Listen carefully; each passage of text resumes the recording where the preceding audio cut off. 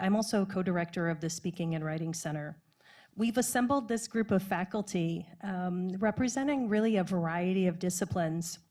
I jokingly called them the AI Avengers when we were sitting here a little bit ago to get into this conversation today. So I'm just hoping we can do some quick introductions and just emphasize your discipline, please. Hi, I am Eric Lagatuta. I am a professor of drawing and painting here at Moraine for the last 25 years or so. Hi, I'm Aaron Smith. I'm a professor of philosophy. Hello, my name is Mike McGuire, professor of communications. Hi, I'm Tish Hayes. I'm the information literacy librarian. And I'm Laura Lawson-Collins, and I'm professor of psychology. Thank you so much. Just to give a little bit of context to this conversation, I think the broad idea for this panel is in part to explore the way generative AI seems to call into question what college is for. If AI can seem to analyze a poem or a piece of art, if AI can seem to summarize a film about a scientific topic, if AI can seem to evaluate a source one is considering using for a project, then what is the point of having such projects in the first place? Why do we ask students to create things for college, whether that creation is a paper, a work of art, a piece of code? How does AI help or hinder students as they pursue our courses? And what is our responsibility to teach them about it? So that's kind of the broad strokes in terms of what we're going to try to get into today. So I think let's get into it. Before we really begin, it feels useful to lay out some basics about what we mean when we say AI. So would anyone here like to lay out a simplified overview of what we mean when we say generative AI or AI chatbots, two of the most common terms we might toss around these days? And are there other forms of AI we should be aware of in higher ed? So anyone want to take us up on that? So when we're talking about generative AI, we're really talking about a system that is able to create new content.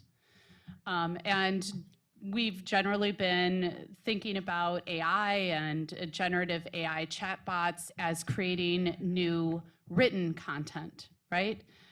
But we've seen that it does more than just create new written content. It also can create visual content, and it also can create auditory content. It can also create video content. And all of those different forms have started to, what's the word? More and more engines are out there to create all of those different forms of content. Anyone else want to add anything there in our kind of laying the groundwork? I don't want to muddy the waters, but it's it's my impression that it doesn't necessarily create something new in terms of its content because it's drawn from the large language model, which is a finite data set, which I suppose is increasing massively, continuously. But in that sense, I think it doesn't necessarily create anything new. I think it's important to also recognize that it does not think, it doesn't have an idea as we typically conceive of one. And I think it's fair to say there's nothing truly original coming forward from it, even though it may seem novel. I think because of the limited data set, material that exists that others have created, we can't call it something new.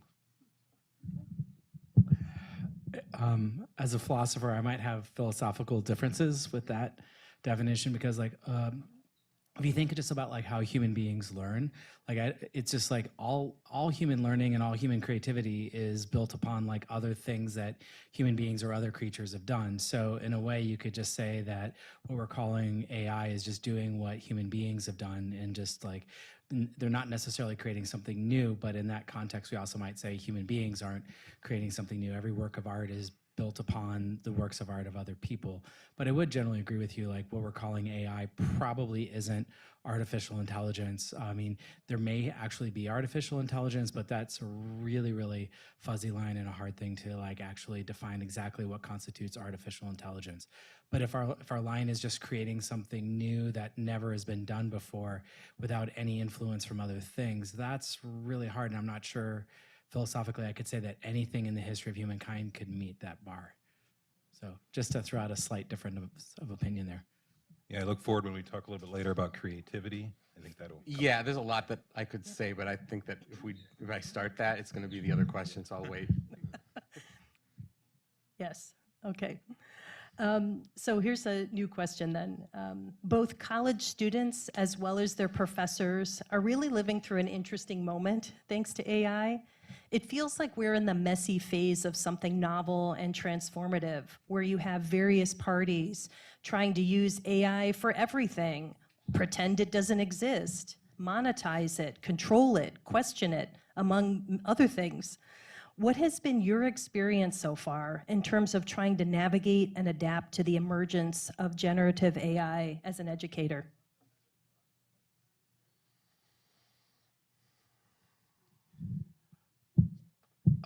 Well, just on a very practical matter, like there's this huge issue of academic honesty, just because the reality is like we all might say like, wow, the internet, when they talked about the internet, it's going to be great for human creativity and all this stuff. And the reality is we just use it for kitten videos and other sorts of things. But like I found that most students are just using AI chat bots just to actually do their own work for them and just like for cheating.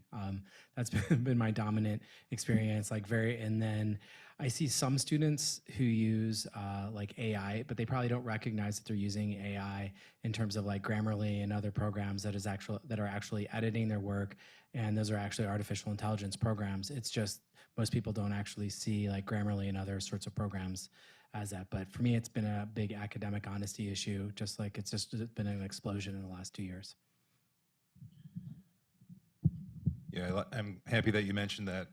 It's so infused in the tools that we all use that it's almost impossible to avoid in that broad sense. But of course, when we're talking about generative AI tools like ChatGPT, as it's emerged in our setting here, at first I was disoriented and I ignored it for like the first semester because I just wanted to see what was what and I didn't want to really deal with it. But then when I saw it emerging in my classrooms, being used dishonestly, as you mentioned, I got really angry, to be frank. And I've been teaching for a long time, and I've certainly seen run-of-the-mill plagiarism and cheating before, and that, of course, upsets me, but I feel like there was something I could do with that. But with generative AI, I mean, there's no definitive way to prove it, so I wasn't sure how to respond, so I implemented some draconian sort of policies that placed the burden of proof solely on the students' shoulders, and things just got worse from there. What I felt was happening was an erosion of trust in my classroom. I built my entire, career on trusting my students. It's really important to me, and I felt like I couldn't do it. I was becoming paranoid. Where was the next deep fake coming from? My classroom, perhaps. And so then I started to appeal to their honor. I implemented an honor code, which I still have today. And as sort of like the next step was I turned what was really a growing sense of frustration into a fascination, as I've done before when things really bother me. I make it a focus of our critical discussion in the classroom. So my Com 101, for example, this semester is entirely focused on looking critically at generative AI in our setting and in our culture at large. So. I really resonate with that fascination idea. That's something that I think I've tried to bring to generative AI for the last year. And I have the great advantage of not having to grade students, so I'm never responsible for reading a paper and assigning a grade and ferreting out academic dishonesty. So in many ways, I've been able to approach AI with and the way students use it with curiosity. And so whenever I get a chance, whether it's in an information literacy session or with the students in the club that I advise, I ask students about how they use it. How they feel about it, how they're engaging with it, and it's been such a huge range. Many students just don't want to deal with it at all, and many of them cite the reasons why I think some of us would argue maybe they shouldn't. They don't want to cheat their own education, And I don't think they're just saying it just to appease like me. I think they genuinely mean it. They're concerned. Some students are using it for fun, trying to create things. And then I've had a number of students be really honest in certain circumstances that they've used it to cheat. And they've used it, and I think we'll probably come back to some of this. The students that I've talked to have used it to cheat in instances where they felt so much pressure, right, to perform in a particular way. And I've been thinking about this a lot, the way we've set up as a society, education and what it means. And for students, many times it is a transactional experience. They need an A because, or a B, or they need to pass a class because they need a degree, because they need a job. And it becomes that literal and practical. And it's hard to argue with that. So if that's why you're here, because you need that, then it makes sense that you would use an AI. So like that's been whirling around in my head when I think about AI as well, and how students use it and how we talk to students about it.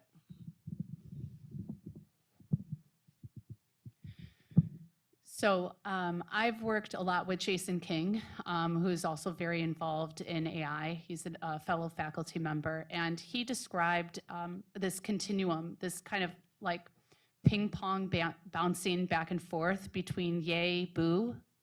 You know, yay, wow, this is so cool, this is so amazing. And when I first saw it, is actually my son, he was 17 at the time. It was a few days after it came out, and we played with it for like 3 or 4 hours on a weeknight, on a school night, you know, which neither of us should have been doing. And we just kept throwing questions at it and getting it to do these crazy things. And I'm like, this is so cool. And that was the yay side. And it was like, oh, think of all the amazing things that this can do. And then immediately went into the boo side. Oh my God, look at all these amazing things that this can do. And whoa, what's going to happen to all of my assignments in my classes? And what's going to happen to my essays? And what's going to happen to the students' ability to think through things? You know, when I give them an assignment and they just use this, they're not going to be thinking at all. They're just going to input something in and they're going to turn in the output, and all of that process, that tough, you know, sitting with something and you're like, I don't know how to do this, and you have to work through it, and you have to really work hard, you know, in this challenging material to get through it. All that's going to be gone, and how am I going to make sure that doesn't go?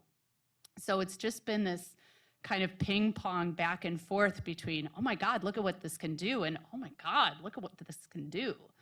And I haven't decided on one. I'm still going back and forth between the two. I feel like I've been a little bit of an outsider looking in terms of the impact of AI on classroom assignments, because I teach drawing classes mostly, and most of the drawings are on paper, not digital. And if I have them do a writing assignment, it is almost always with a pencil in their hand in the classroom. And it's a personal response to something. So I've kind of always structured my classes so that, you know, there's not much writing outside of the class to begin with, right? They could be cheating on many of my assignments with AI, even while sitting in the room with their phone in their hand. But in a sense, it wouldn't be that different from them looking up an image on a Google search. I make them now all sign a pledge at the beginning of the semester saying that they won't cheat, and it now includes that not only will I not copy another artist's work, but I won't copy a collective of millions of artists' work in the form of generative AI. It's not any different. They still can't copy, and they still have to synthesize and make something original, and as much as that involves a process of copying and internalizing, as Erin said, the work of many, many, many other artists, creativity is more than that. And you know, creativity requires a thinking subject who can assess the quality of something and the meaning behind things, whether or not they're copying other artists' work to learn about something or not. They still have to make a judgment, and a computer can't make a judgment. It doesn't have any semantic content whatsoever. So anyway, I can keep going, but yeah. Thank you so much. It's just fun to hear the different experiences you've had, of course, dependent on your discipline that you're teaching in too. So there is a lot written about AI right now, not only the doom and gloom sort of pieces about how AI will end the internet, but also articles meant to help people use it effectively. Influencers seem to be sharing online tips so other content creators can tap into AI's power. Browsers and software have built AI capabilities into their products that we don't seem to be able to turn off.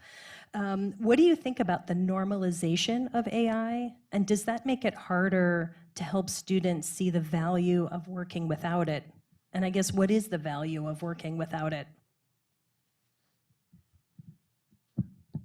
I just want to say I think that there is definitely a value to struggling with material, no matter what topic we're talking about, whether it's philosophy or psychology or writing or art.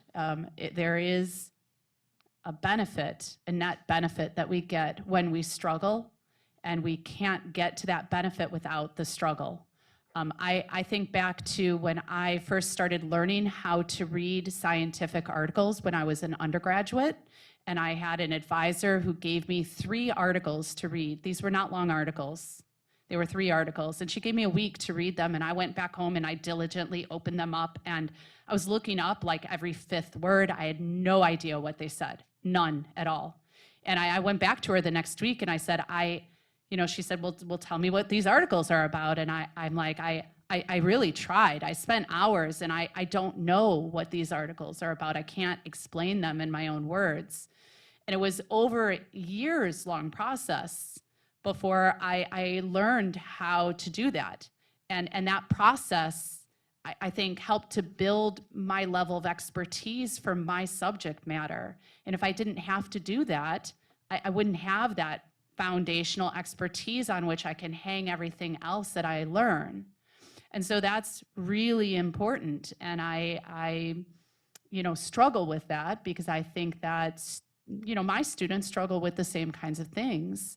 And it is easy to then go up and use AI to summarize an article for you in everyday language. But because they're not struggling through it, they're not laying that information down in their brain in the same way. And they're not going to be able to engage with that kind of material on their own without that tool in the future. So I think that that is a huge loss. And I'm still working through how do we get around that and whether we will be getting around that in the future. I don't know if that's just going to be the direction that we move. Which is, it's going to represent a significant loss. I was just going to say, I think that in a certain sense, this new technology is a gift that helps us understand what college is for on a base level, and it ties right into what you were just saying. If a student complains, what's the purpose of giving this assignment if this computer can just spit out something better in the first place? If the purpose of college was to create the output, the purpose of college was to create papers and artworks, right? Then we wouldn't, frankly, I don't need to insult any students here, but we wouldn't get students to do them. We would get professionals to do them, right? The purpose of college is to create smart people, right? And that goes to what we were saying. If you don't understand what the AI is spitting out, then you are as intelligent and smart as the AI, which means not at all. It doesn't know anything. It doesn't understand anything. It doesn't think. And if the purpose of college is to create students that know how to think, then simply using the AI and calling it good enough is defeating the entire purpose of what college is. I think that AI is helpful in the same way that a clustering exercise is helpful. Cheryl, you must use that in your creative writing classes, where you're like, okay, I'm reading this prompt, the question, the idea that gets you started, and I'm like, okay, what have I read or seen or written or myself that reminds me of this? And I start writing all that stuff down, and then I think about stuff I could read and look at and watch that's essentially like training the AI. So there is something that your brain does when you're learning to be a smarter person that is like what the AI does, as Aaron said, but the AI, unlike you, doesn't know what any of those things mean. It's simply predicting what it thinks the next word a human would say is after this word, right? But it doesn't know what any of those words mean. It takes a human reading the AI's output to judge it, to say whether it's any good, to say whether it's interesting, because the AI can't do that. And if a student doesn't even understand what the AI is outputting, then the AI has not done them any good whatsoever. So the AI can be useful if it's furthering the purposes of making smarter people, but if it's, you know, actually preventing the student from doing the thing that makes them smarter, it's absolutely defeating the purpose. If I could just jump in real quick, Eric, because you mentioned that clustering exercise. I mean, in the end, when you're brainstorming in a writing class, the goal isn't just to have a list of ideas at the end. It's to experience the act of generating the ideas in the first place. Like, that experience really is the heart of it. So I just wanted to say that. Indeed, yeah. And that gets right to the heart of the whole thing, which is computers don't have experiences. They're just number crunchers.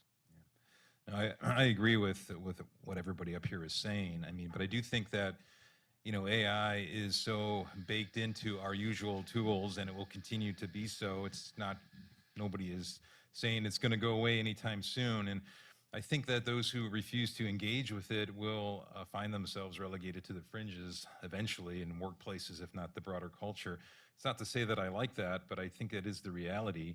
But I think as the tech becomes normalized, the real problem is that we stop thinking about it. You know, it just becomes part of our usual business. And while we stop thinking about it, it continues to shape us, though, in ways that we may not necessarily be aware of. And I think it was Churchill, I don't know if it's true or not, but I think he said, we shape our tools and therefore our tools shape us.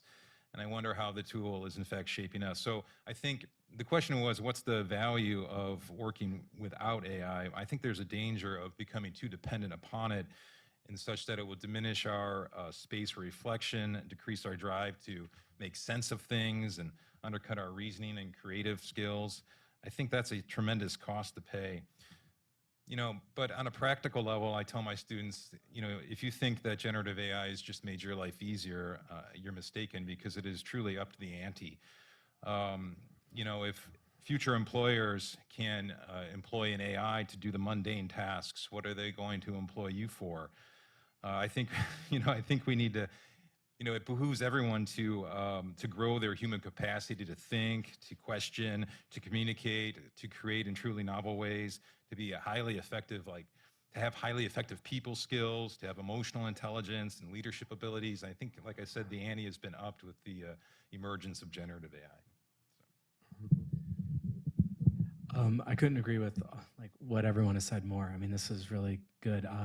Just from like my perspective, just to add a slightly different take on this, I've often thought of like AI as just like a tool. And as a philosopher, like I've always been impressed with like the history of ideas, and those really ideas matter to me. And it's always struck me as just fascinating, just seeing like how we like ideas get hyped. Like, so AI has gotten a lot of hype right now. Boy, it's going to change the world. It's this thing, and it gets a lot of hype. And then also people have a moral panic about it. Oh my God, what about the kids? And then the truth is somewhere in between, but it wasn't, you know, it was just like 15 years ago, people were freaking out about everyone having smartphones, and 25 years ago, it was the internet. And, you know, probably like 40 years ago, Dungeons and Dragons figures in there somewhere. And, Oh, totally.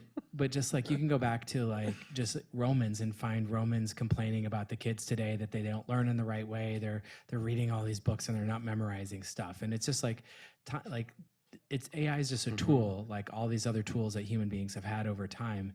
It's just what we do with it that really matters. But that's really hard because we're living in the moment where we don't know what to do with this tool. And as a professor, like I've certainly taught in a certain way, and classrooms have changed. And over my career, we've gone from just like face-to-face classes to a lot of online classes, and doing a lot of like, and then even just in a face-to-face class, there's tons of content we put online. But then the question for me is like, how can I make this like content that's out there really meaningful for my students? And for me, AI is just another tool. But boy, for me, this really highlights the value of a liberal arts education, because like what we do in philosophy and other kinds of liberal arts is just teach people what to do with the tools. And if you don't know what to do with the tools, you're just going to be like a slave to the tools. But if you know what to do with the tools and you can think for yourself, then you can master those tools. And for me, that's really like the ultimate goal that I would want to see with AI.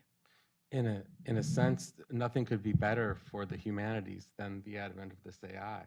Humanities is in a crisis right now because colleges are cutting, humanities programs, and everybody's either a computer programmer or an engineer or some sort of business consultant, and that's all they want to be because that's how they're going to make money.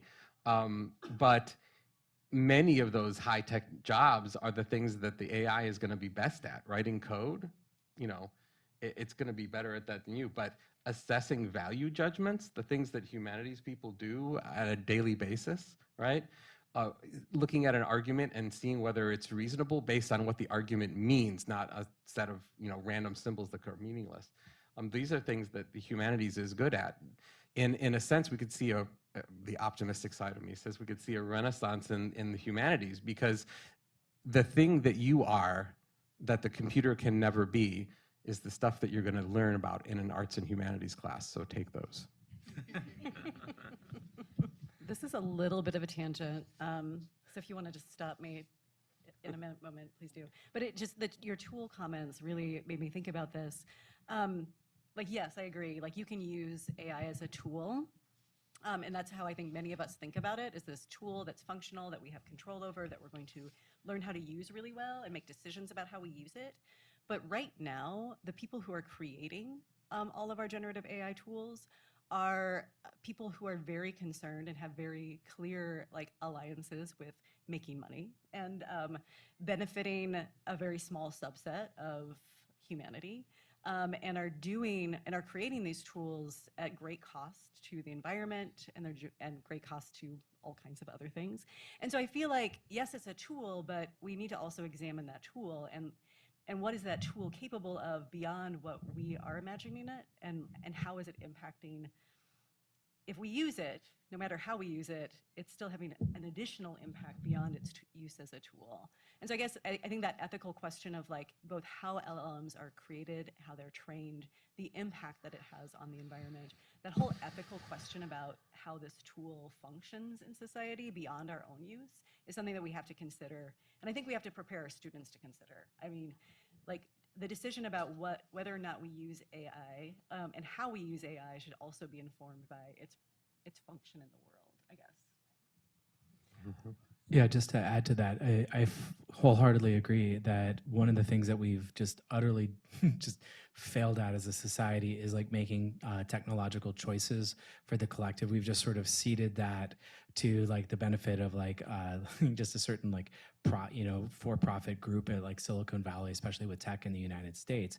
And for me, this use of AI and other questions are big existential questions about just introducing tech into our lives, whether or not it makes our lives better or worse. And the reality is just cell phones really could make our lives a lot better, but they're also engineered to be as addictive as possible. So we spend as much money and time on them. And for me, that's I just find that deeply unethical, and I think just there's a big problem with AI. But this is also sort of a big existential question in the way we might have talked about nuclear power or the atom bomb 50 or 75 years ago. It's there, but as individuals, we all are confronted with how I use the tool, and then all of us feel how could I possibly fix this or address this big system? And I think it feels powerless, just trying to address a political question in today's society. It's just well, I don't feel like I have power. How can I possibly deal with it? So I just have to accept the system that we're in.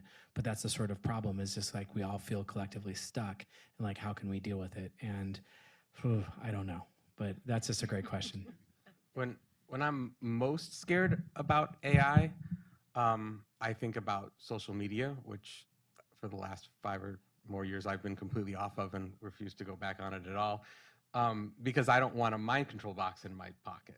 As much as I think of myself as a person who can think and reason and not be influenced by that stuff, It's designed by algorithms, and now algorithms that have AI hooked up to them to figure out how to get you to engage with content, whatever the heck that means, as much as possible so that they can sell your eyeballs to an advertiser for as much money as they can get.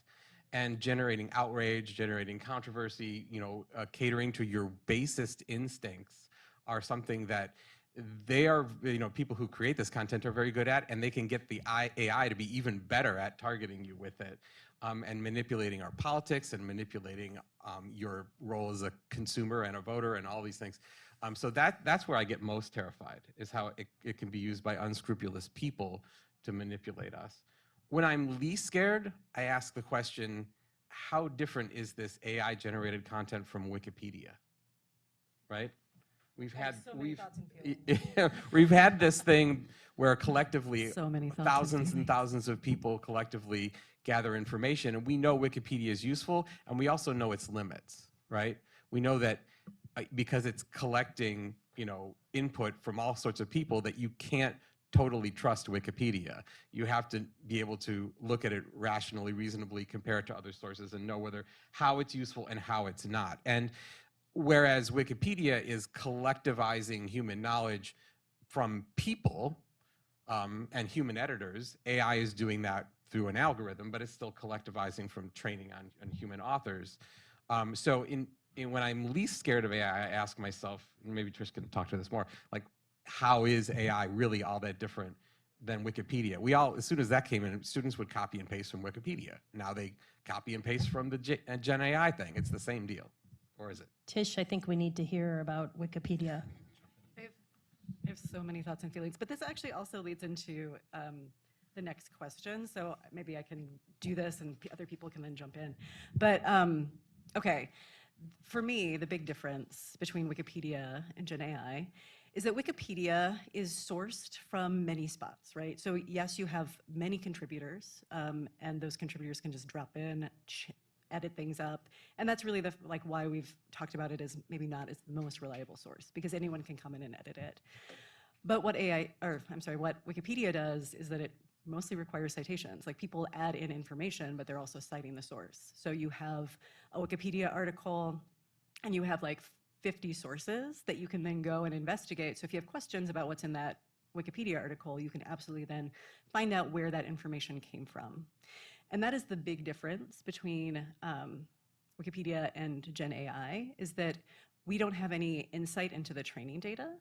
And so students, all of us, but I think thinking about students using it for research, I've heard from many students who go to Gen AI systems and just to look up a concept, and they get back a summary. That summary might be accurate and it might be really useful, and it just did a bunch of work for them, so they didn't have to find 5 different articles and then synthesize that information. But what was lost, a couple things. Those students don't necessarily know whether that content is accurate. We know that there's still hallucinations, there's still weird combinations of ideas, and also it's only providing what the AI has pulled together as a synthesis, which may leave out huge components of that concept or idea. And so what students lose, I think, in that is, I just read this great article about the value of searching. So we use searching as exploration, and we use searching as learning. So the whole process of research, when we are kind of doing a Google search and evaluating all of that, we get a lot of crap in a Google search, but you can sort through and kind of see what those results look like. If you're doing it in a database, you get to see what kinds of things people are writing about that topic. You start to narrow down and kind of make some decisions about what you're actually interested in, what's meaningful to you. You start to think through what qualifies as credible and not credible. You can start to discount things. So the whole process of searching, even if it's a Google search, is a process of learning.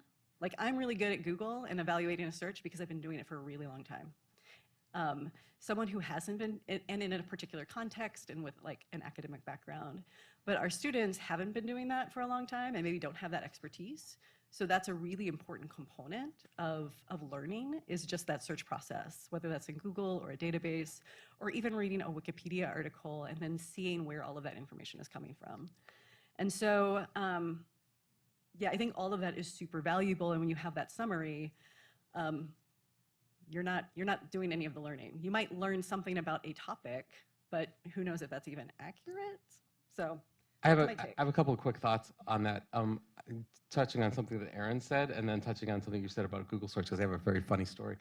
One thing that is different for Wikipedia for me, to answer my own devil's advocate question, is that there is a culture. It's a nonprofit organization with a culture that's very idealistic about what their mission is. And there's a bunch of super editors out there who edit everything, thousands of them, who aren't just doing it for to make a buck, but because they have some values that and the time to put those values into practice that are counter to just making a buck. And I think that does make a difference. As much as there are people who just want to mess with you on Wikipedia and put false stuff in there, and there's stuff that's not well sourced, once you're familiar with it, you can kind of get a feel for that, right? And in terms of the Google search thing, I just have a funny story about showing the limits of AI, when AIs hallucinate, and the limits of a machine that, unlike Wikipedia, the people editing, the thing editing it, the machine that's editing it, doesn't know doesn't understand the meaning of anything. I was in Hawaii this summer, and my kids asked me which animals were in Hawaii and which weren't, and we knew there were no snakes, so I did a little Google search, which animals or which mammals are not in Hawaii. And it said, though there's no snakes and blah, blah, blah. I had a bunch of stuff that could have come from a Wikipedia article, and it said, there are no hippos in Hawaii except for one hippo named Ryan who migrates seasonally every summer to Maui. And this was the Google search, because Google now has an AI function at the top, and this is what it said. And I was like, what the heck? And it took me a little bit of a Google searching myself to find a fellow named Ryan Hippo Hipwood, who's a surfer, an Australian surfer who comes to Maui every summer to surf. So Google was right. The AI was entirely correct. There is a hippo who comes and migrates to, but it didn't know the difference between Ryan Hippo Hipwood and the mammal hippo, right? Something that no human child would make that mistake. But because the machine is only parsing, it's just predicting which words will come after which other words by converting them to numbers. It has no idea, right? And no Wikipedia editor would make that mistake either. So we've been talking a little bit about what the value is of working without AI, and I just want to kind of take a deeper dive here. Because generative AI can produce a product, such as an essay or even a drawing, students might wonder why we would assign them these tasks to begin with. So what are you trying to get students to understand, achieve, or experience by having them complete some kind of project or assignment in your class? Okay. Well, I don't assign my students essays because the world needs more student essays.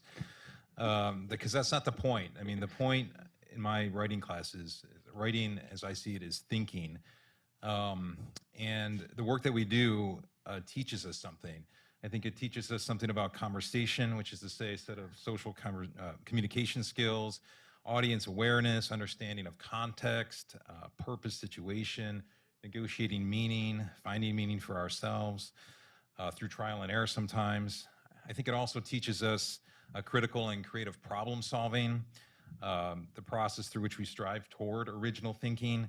I think the process far surpasses the product. Is the importance of the process. It teaches us how to invent ideas through invention techniques that we cover in our writing classes, our ability to organize ideas in relationship to other ideas, which is why I kind of bristle when students say, hey, I use AI just to build me an outline. I feel like knowing how one idea should relate to another is part of the composition process, a part of the thinking process. It teaches us something about our own style and voice. Fundamentally, we learn how to write and think clearly through writing. And finally, I think it also teaches us something about who we are. It's linked to our identity as we what we think and how we choose to express it. It's a way of self-discovery. It invites us for introspection. And I think if we write a lot and we engage in that process, fundamentally we forge ourselves through that process. So I don't think generating something through AI can do any of that for us.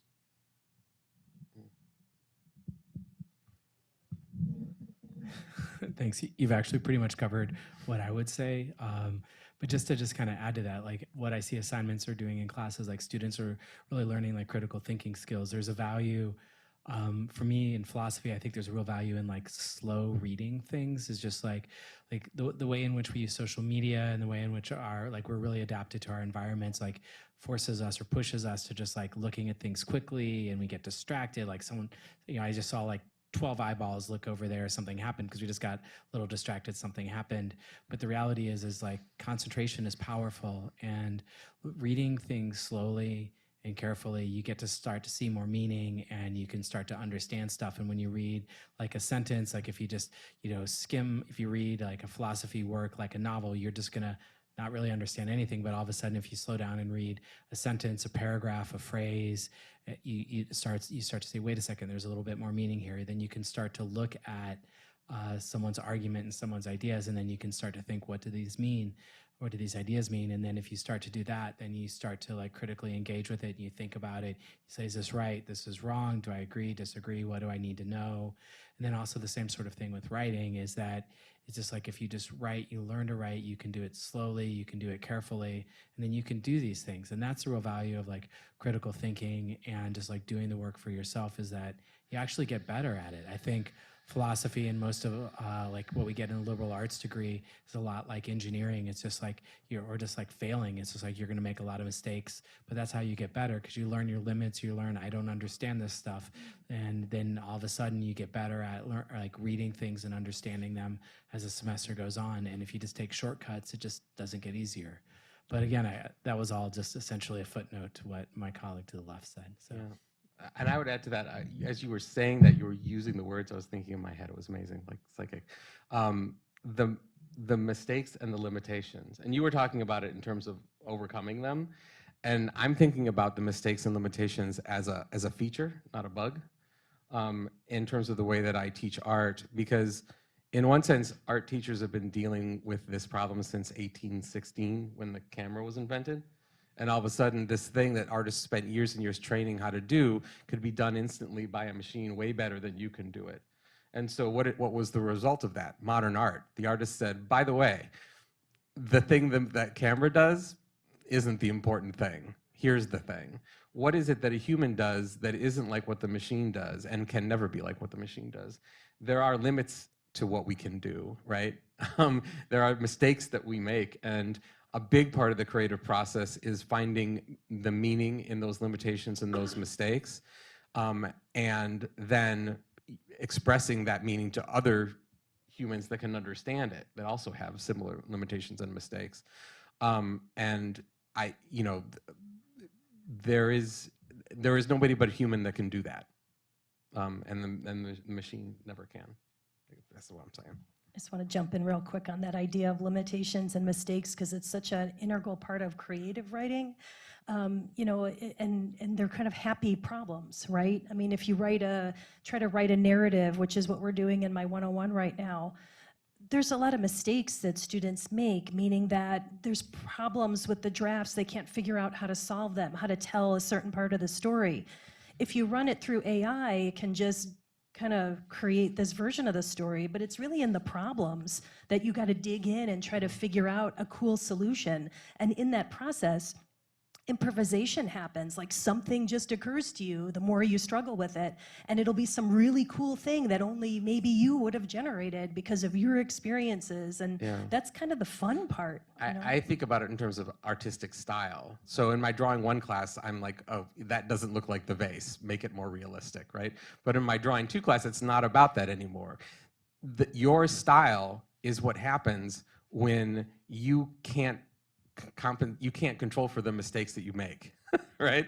You don't draw shapes the same way everybody else draws shapes. No matter how much you might try to make it look exactly like that thing, you don't do it like a computer does it. And the things that you do unintentionally, at first unintentionally, are what make your work interesting. And if we're gonna just get real practical for your futures for a second, it's what is going to make you valuable to an employer in the future.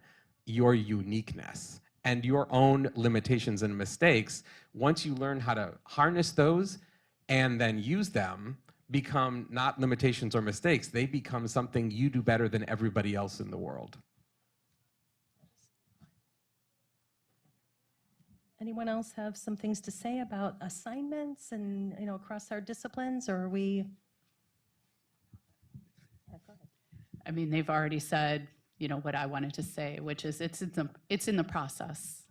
It's in the process. It's not the output. It's the process itself that is valuable. And if you skip the process, you're skipping the entire value. Mm-hmm. Thank you.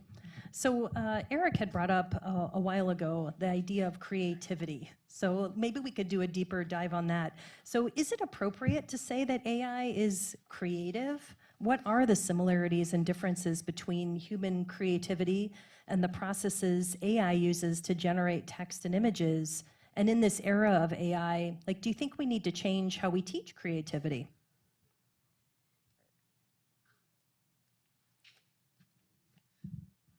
I really don't want to lead the charge on this one, but I guess I will. So this was a hard question for me to think about. I started with thinking about creativity and what that even means, and I had to do a little reading, and then I'm wading through some philosophy articles, and so anyway. So there are other people on this panel who could say more about this, but better, that is. But I think nothing comes from nothing. Our capacity, as I understand it, to create comes from our ability to let go of what we know consciously in order to open ourselves to new ways of thinking and seeing. That's kind of my take on it. I think it involves deep associative thinking, where we draw from everything we've ever experienced, our memories, our knowledge, intuition, and arrive at something novel. And as much as I hate to think about this, I kind of think that AI systems might be able to do this as well.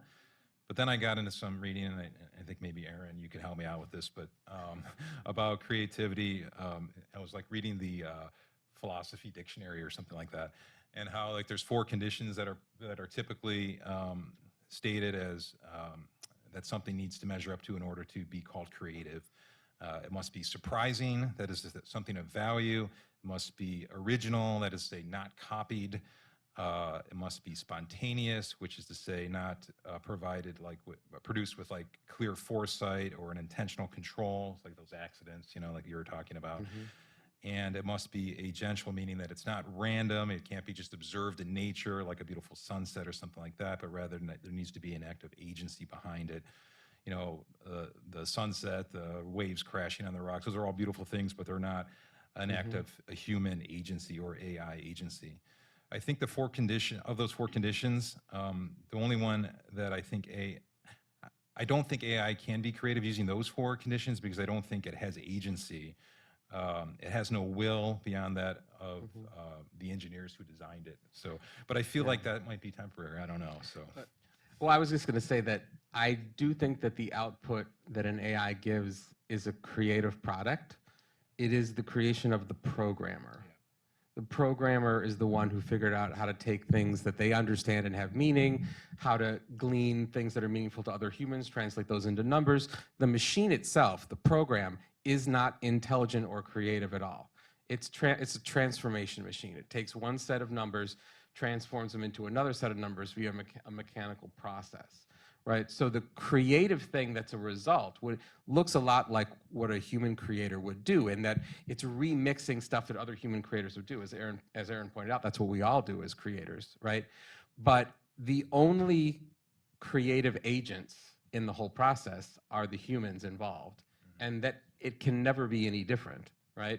So the programmer should be the one that gets credit, as well as the millions of other creative human artists that made the thing. My understanding, and I don't have a reference for this, we can find one later, but when they first came out with these AIs that were trained on the general internet, there was a certain quality of output that came out, right? As soon as the internet started filling up with AI-generated content, the quality of the output started to degrade, right?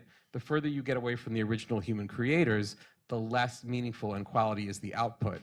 If you keep training AIs and AIs and AIs, and students don't bother learning how to think, and they stop having the ability to generate new human content, and none of us do, eventually the output of the AIs will be a gray box. Because it is dependent on human creators for everything in the process that is meaningful in any way whatsoever.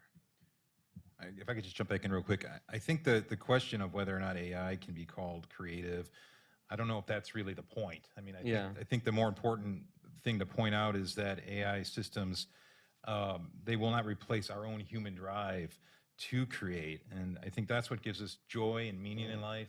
You know, I mean, I think we're meaning-making creatures, and if we relegate that to machines, I'm not sure what will be. I mean, I think the problem that we have with this whole conversation is that the term artificial intelligence is badly chosen, right? It's not intelligence. Intelligence is something that humans have. Artificial intelligence, to the degree that it is intelligence, is human intelligence with a cool tool added in. But without the humans there to generate prompts, to program the machine, and to interpret the meaning at the end, there's no intelligence at all in the system. But just on a deeper philosophical question, like, I'm not sure this is, I would agree that this is limited to humans, because I think like any creature with like a certain enough ability to, like, I think if we could communicate with dolphins in any meaningful way, we would find that they have like consciousness and the ability to do these sorts of things. But I also just want to say is like artificial intelligence is poorly chosen, because I think it's just been a long question, like could computers think? And it just seems like if you don't answer to that question yes, then it seems like then you have to say that there's something special about human or biological consciousness. But then if you say that, then what if we had a biological computer? Because I mean, that's certainly a possibility in the future. It's just, so I would hate to close doors on saying like computers can't think, or we wouldn't have like true artificial intelligence in the future. I'm just not convinced that like ChatGPT actually is intelligence. Would it shock me if some sort of Google lab that they have like some really robust artificial intelligence who's making creative decisions that's very close to like human consciousness or a different way? Sure, that wouldn't surprise me at all. Yeah. I just think what we're calling AI is just a marketing tool, and it's kind of problematic. Yeah. Well, this gets into a deeper philosophical question about whether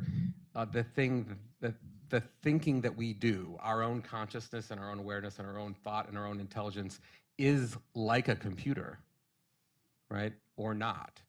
To assume that you could take and simulate, all to the point of you simulate every atom in the human brain, would that then, and what it's doing, would that then make that thing intelligent? And my answer is that I come down on the philosophical side of, no, I think Aaron's right. It has something to do with biology on a fundamental level. My favorite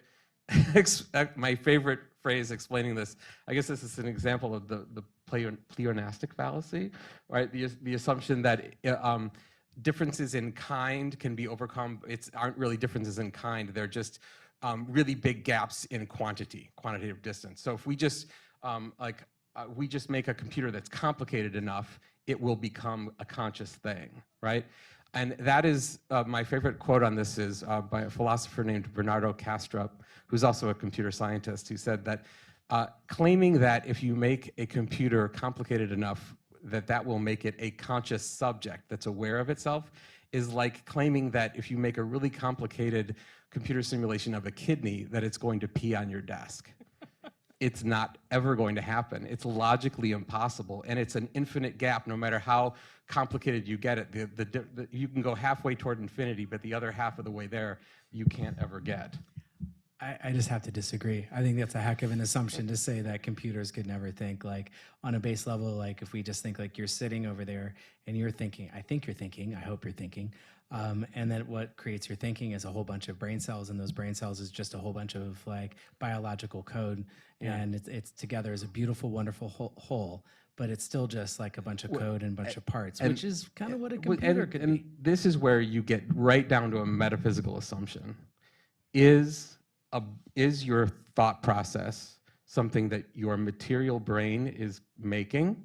I say yes, 100% yes. 100%, 100% no. 100% no. Okay, the alternative there is like, there's like some sort of like pixie dust. Like you have pixie dust. I No, don't. not pixie dust at all. The other alternative is that your brain and your body are something that your mind is creating.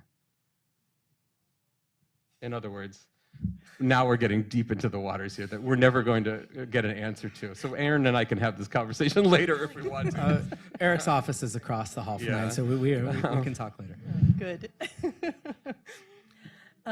Some time ago, this word that we've been using a lot, I think, is tool to talk about AI. And so I feel like generative AI is often presented as this ultimate productivity tool. It's not unusual for students who use it to say they are doing so to get ideas or find a structure or form for a course task.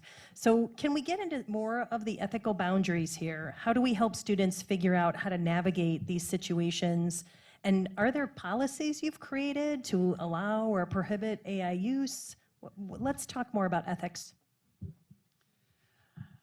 Okay, so I think that this is complicated, and I think it's going to continue to change. And I think that what we come up with right now in fall of 2024 is not necessarily going to apply in fall of 2026.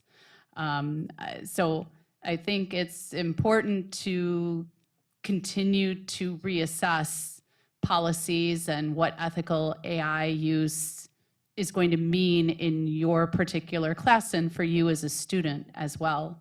I think the number one thing that we could say probably across the years is going to be transparency. I think transparency is key to ethical AI use so that students are transparent in how they're using it and when they're using it, what they're using it for. And I also think expectations from the instructor need to be clear as well. You know, some instructors may be completely okay with generating outlines with AI. Other instructors may see that as absolutely not acceptable because you're losing a part of that process.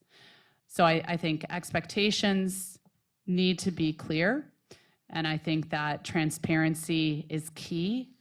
And beyond those two things, I do think these ethical boundaries are going to change.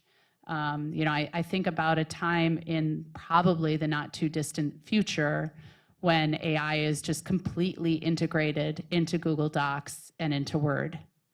And if students are doing any kind of typing on any kind of word processor, they're going to be encountering AI, and that's not too far away. So at that point, what do we say is cheating? I think it's going to change over time, and I think what we're going to be comfortable with, or what instructors will be comfortable with in 2, 5, 10 years, is going to be different than what instructors are comfortable with now. So those two kind of tenets of laying out clear expectations and students being transparent are kind of the two keys that will transcend those changes.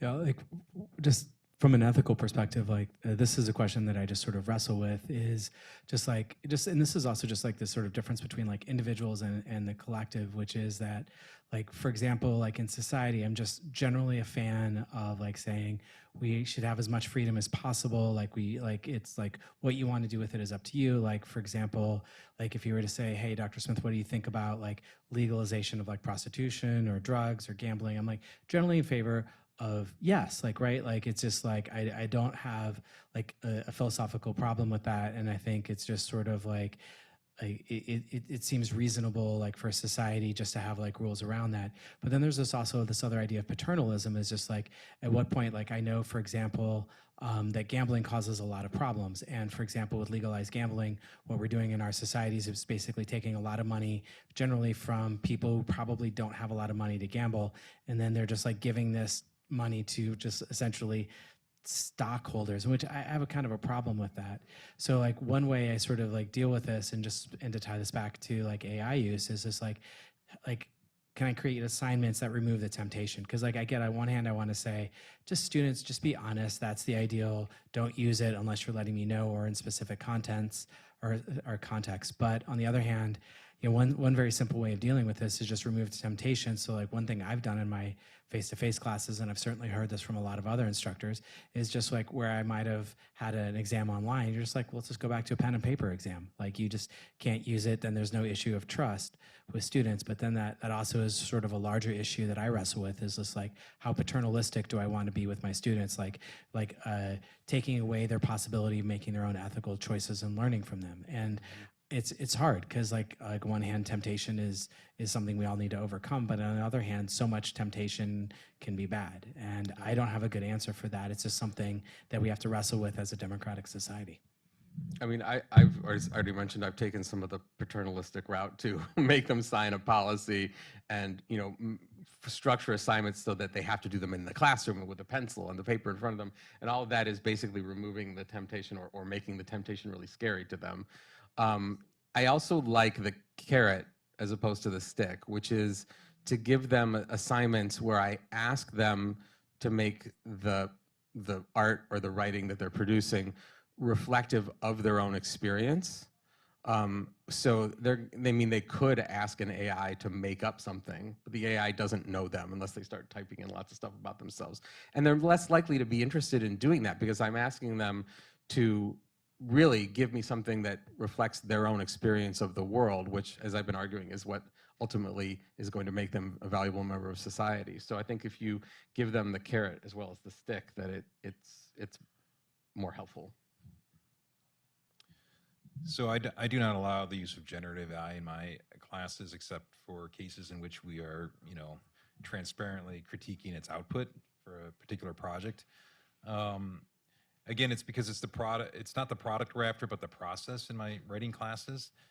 And I suppose there's been a lot of technology in the past that has de-skilled humans. I mean, I can't do math in my head very well, and and maybe I can't name all the U.S. presidents in order by name from the beginning. But and I do believe that there are skills that we practice in writing that are not ones, you know, that we can afford to lose. Because again, I believe that writing is thinking, and I don't want to lose my ability to think or my desire to think.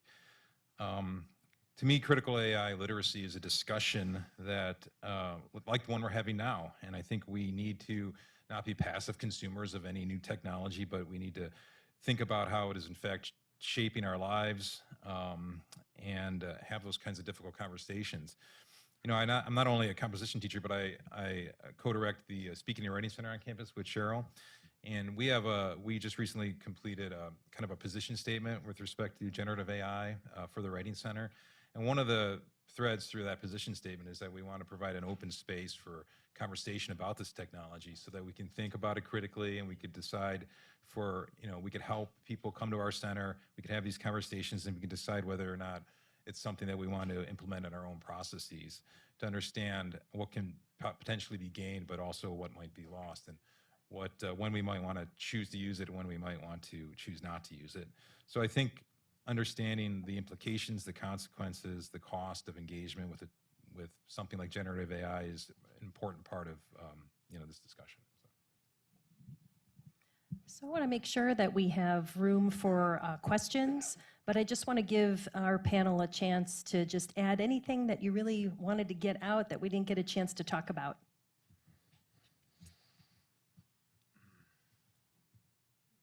Okay, then we'll ask if anyone has questions.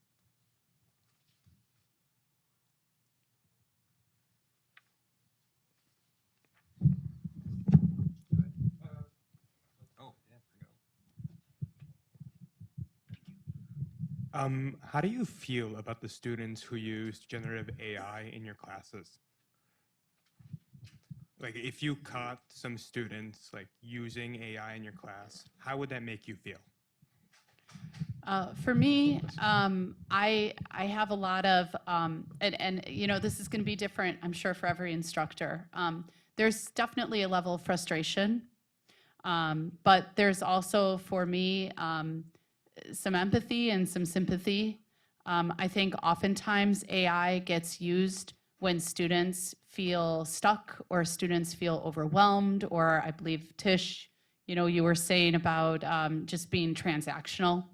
And So it makes me feel sad as well that they're resorting to it or that they feel like they need to resort to it.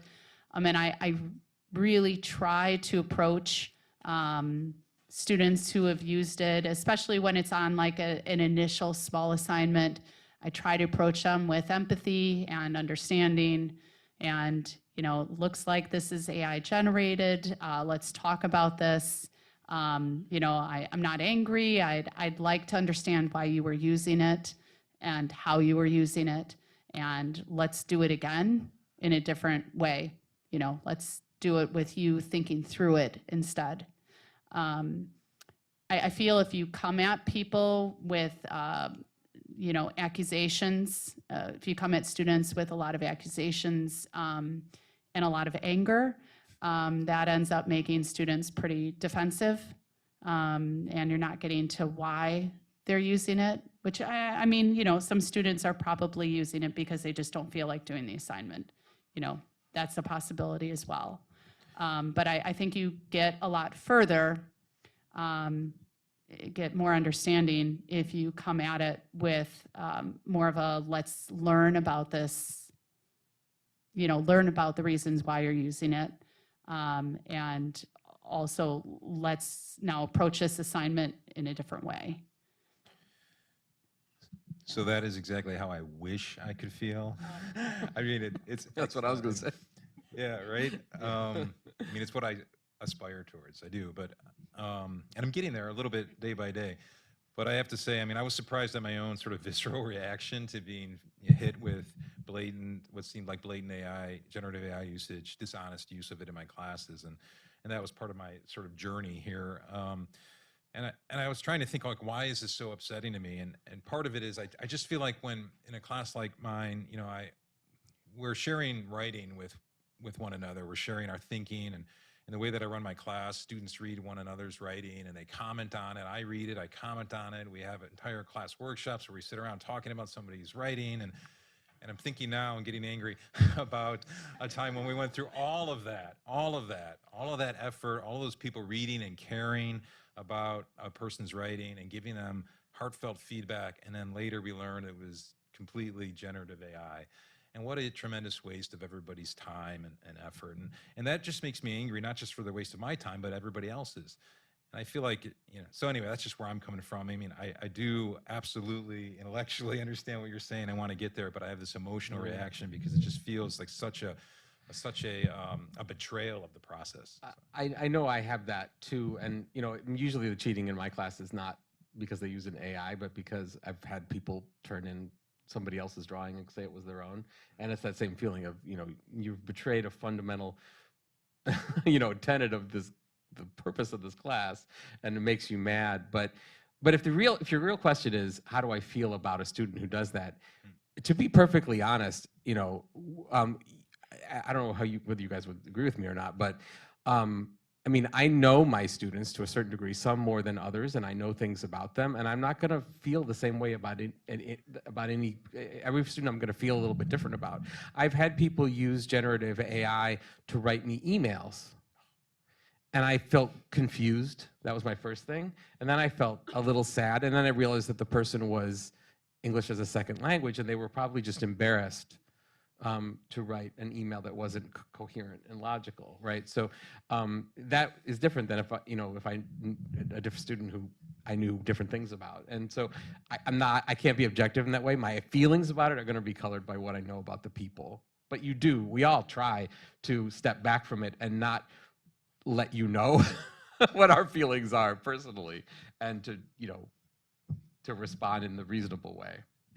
Yeah, just to add to that, I mean, for me, I'm kind of a mixture of what you've heard here, but there's just like a violation of trust. Like, I trust students to do work, and when they turn in work that's not theirs, I mean, certainly there's like a little bit of irritation just because, frankly, it's a lot of extra work on my part to document things, and then it's an incredible amount of paperwork, and then I kind of like viscerally get tense at having to sort of deal with the documentation, and then students have the mistaken idea that like with plagiarism is binary. It's either true or false. Like I can like point to like this paragraph and this thing that you took it from, and then that's obvious. So it's true or false. But honestly, AI use is like it's probability based. And frankly, this is just like all of science. It's inductive reasoning. It's based upon probability. And like we can show it in lots of different ways, but truth is not binary in that way. So it's more work. And so like I'm anticipating stress and paperwork. But the reality is it's also just, I view it as a little transactional. Like I don't take it personally, because like the first times I had students plagiarize or use AI, I felt violated. And, it's like you're breaking my trust. But at the same time, it's just like I do kind of think it's like students, like I don't judge students for doing it. It's okay, fine, a little bit. But it's you also don't act on that. Yeah, and it's also, I understand it. Like people are stressed. People are like, I get that. Like you just need a grade. There's a lot of pressure in our society to have like high, certain grades or certain things, and like you need this, and so then you feel desperate, and then you're stuck, and you should have gotten help 6 weeks earlier, but it's an online course, and you got this exam, and you're gonna fail if you don't do this. So I get where people do that, but then it's also like I view it as also like a low cost. Like if you don't enact a punishment and follow like the rules on the syllabus or the school of breaking the honor code, then frankly, then you're just like encouraging this sort of behavior, and that's kind of the behavior I would like to discourage. But like I definitely view like some understanding with students, but at the same time, it's also just don't do it. Just don't. Yeah.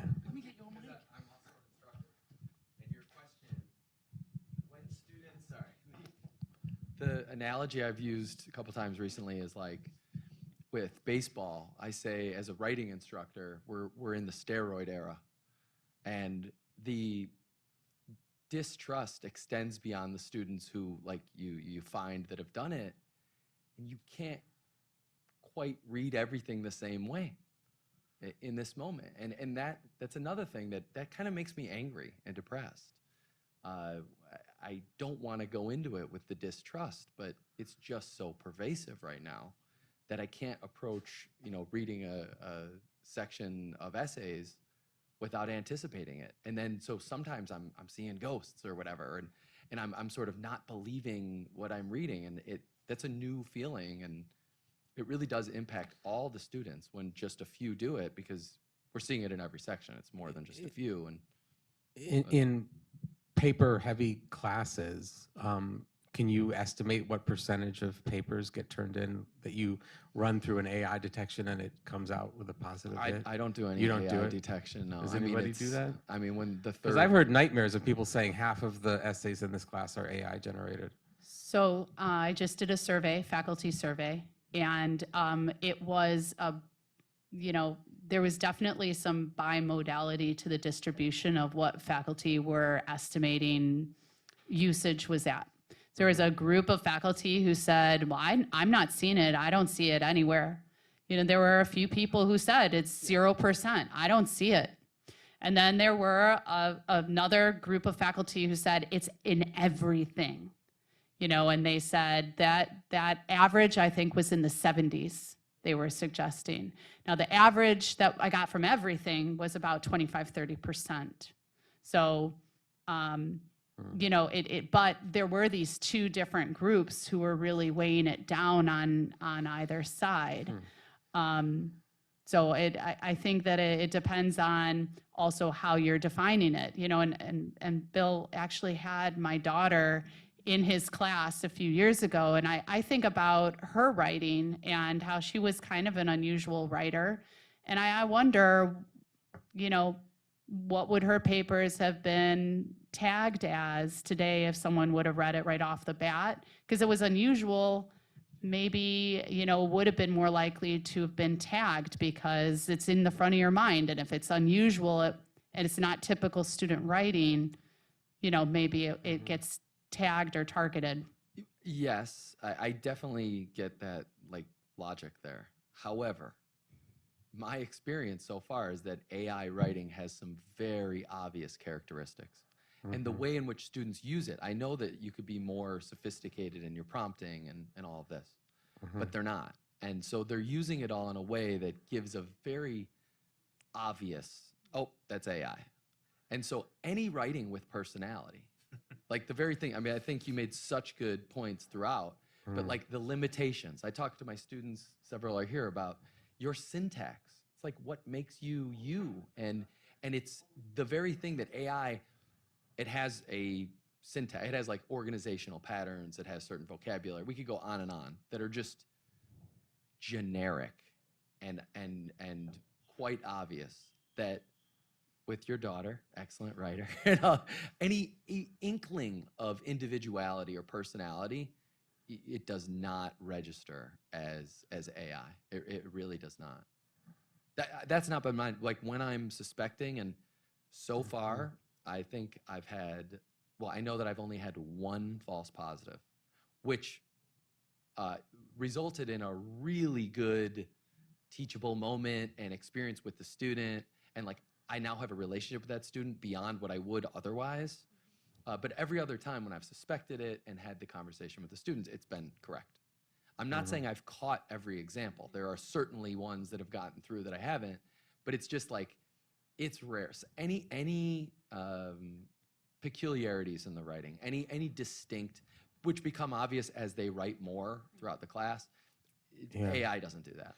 Yeah, and I use those in-class assignments with drawing and writing so that I can watch them do it, and then I can read it or look at it, and I can be like, all right, I spend weeks sort of assessing who the student is as an artist and with their writing too. And so then I already know them a little bit. And then when I read a thing, you know, and I can, it's really easy to see where they've either copied from Wikipedia or used an AI thing. You can tell when it's their voice and when it stops being their voice. And frankly, sometimes the student, you call them out on that. Sometimes they don't even know they've done anything wrong. They don't know that copying and pasting that sentence from Wikipedia is wrong, let alone using the AI, sometimes. So, that's a problem. I'll just throw in there a lot of Grammarly use at least among my students. Even though we talk about Grammarly policy at the beginning, a lot of students, say, I really didn't know that I wasn't supposed to use this, and then I'll go back, well, we talked about this, the policy's up there, I posted an announcement about it. But because it's integrated into the tools that they're often told to use by others, they assume it must be fine. I write emails differently because I've learned that Outlook does not like the word actually. Every time I put the word actually in an email, it tells me to cut it out, and so I do. I'm going to stop doing that. Outlook has very certain, feelings about my email writing.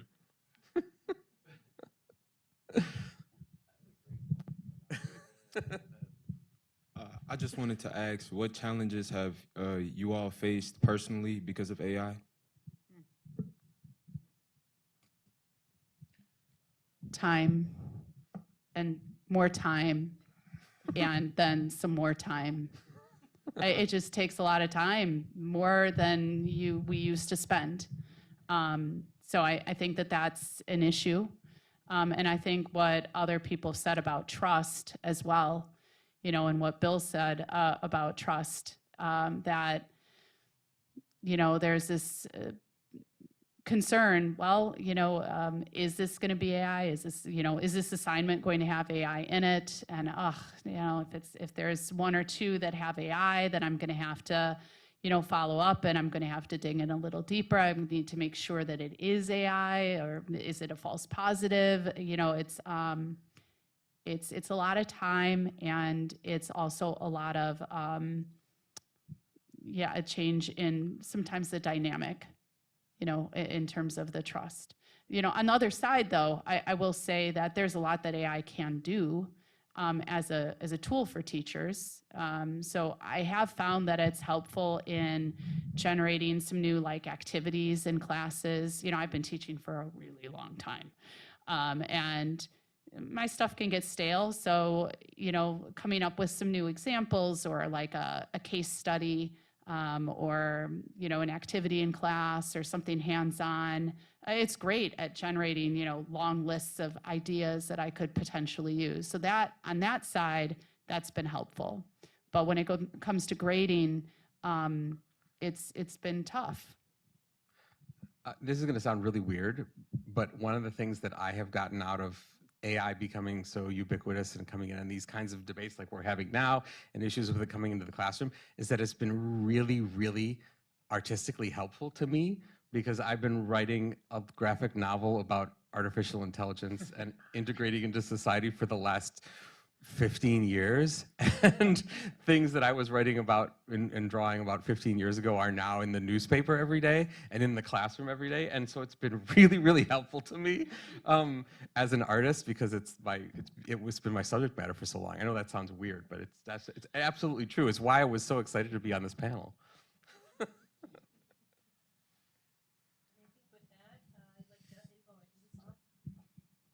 On again? Oh, there we go. So can we just thank our panelists today? I hope you've had a really good time watching this conversation unfold.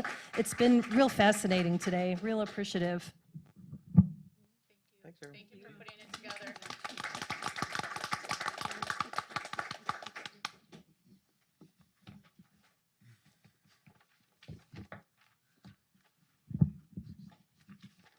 Thanks, everyone.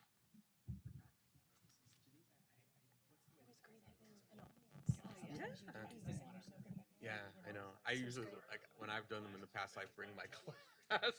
Yeah. Oh, and it's